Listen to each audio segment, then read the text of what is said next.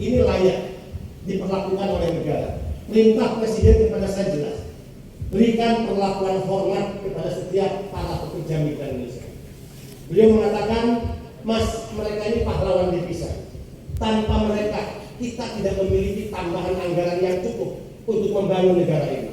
Negara ini bisa kolek, dan karena mereka, negara ini masih eksis untuk melakukan pembangunan di berbagai sektor.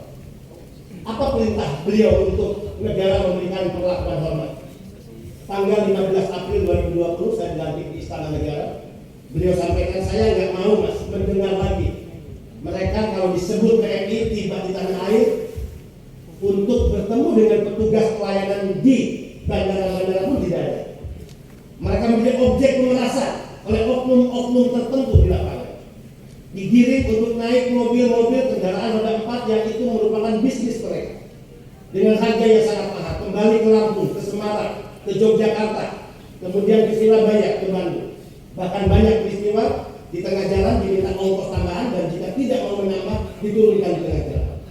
Mereka juga jadi objek pemerasan, digiring ke loket-loket penukaran dolar di bandara-bandara. Yang loket-loket ini menjadi bagian dari bisnis oknum-oknum tertentu. $1 harusnya 13.000, hanya dikasih 10.000 kepada para TNI. Saya juga tidak ingin Mas, kalau ibu-ibu perempuan antri, apakah dia sebelum berangkat ke luar negeri, saat masuk pos pengisian imigrasi ataupun saat tiba di tanah air, mereka dicampur dengan penumpang umum. Antri berdesak-desakan. Padahal Presiden tahu ada jalur khusus ofisial diplomatik, orang-orang hebat dan penting di negara ini yang diberikan special track ya oleh negara. Apa perintah Presiden? Saya ingin mereka diperlakukan seperti juga orang-orang penting di negara ini.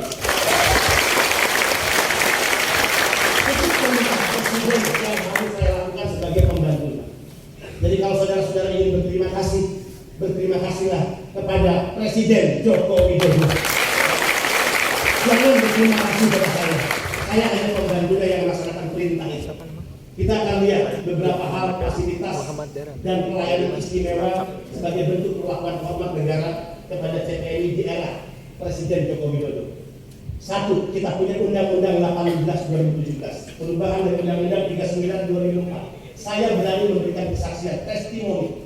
Undang-undang yang lahir di era pemerintahan Joko Widodo ini adalah undang-undang yang sangat revolusioner dan progresif yang memberikan perlindungan untuk pemilih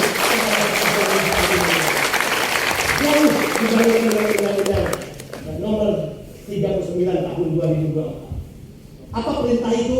Kita lihat saudara-saudara. Ya, hari ini bagaimana perlakuan dengan glorifikasi agar publik tahu dan rakyat tahu bahwa kalian adalah orang-orang penting bagi negara yang layak mendapatkan perlakuan hormat negara. Saya dipanggil dengan Pak Erick Thohir, Menteri BUMN. Saya ingat persis 9 Juni 2020, 2 bulan setelah saya dilantik di Istana Negara. Pertama perintahnya, bangunkan lounge untuk pekerja migran di setiap bandara. Dan kita sudah memiliki lounge di Bandara Soekarno-Hatta, lounge khusus untuk pekerja migran Indonesia.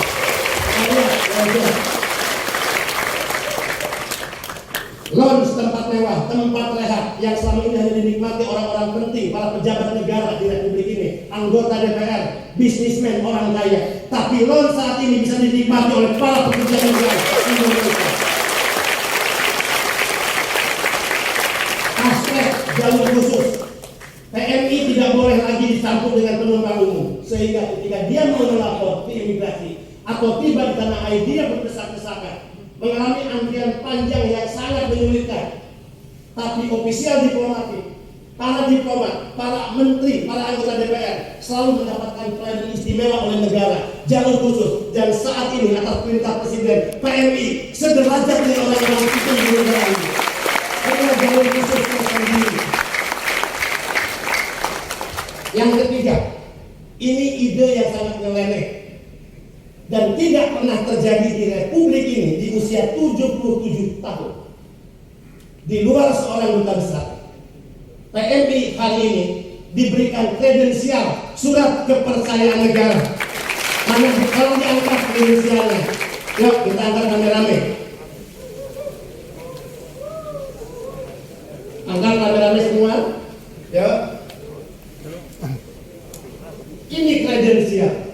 Di negara ini sejak Republik ini berdiri, hanya kredensial diberikan oleh negara kepada seorang duta besar.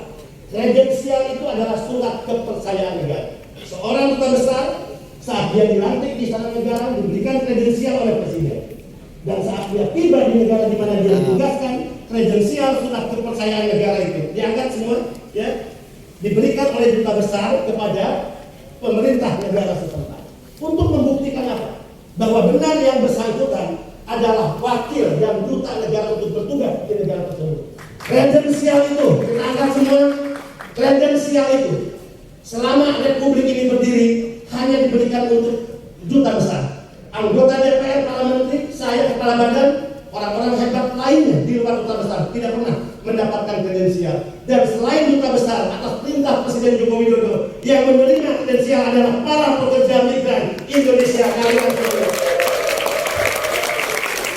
Apa isi dari kredensial itu? Yuk kita lihat. Ini bendera merah putih, Garuda Pancasila dengan 3 bahasa di dalamnya, bahasa Indonesia, bahasa Inggris, dan bahasa Korea. Jika berangkat ke Jepang, yang bahasa Korea diganti dengan bahasa Jepang. Jika yang ke Timur Tengah diganti dengan bahasa Arab.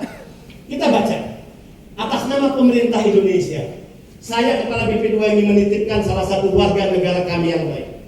Yang menyatakan kalian orang baik adalah siapa? Negara Indonesia menyatakan bahwa kalian orang-orang baik, kalian orang-orang hebat. Dan itu dinyatakan oleh pemerintah Indonesia.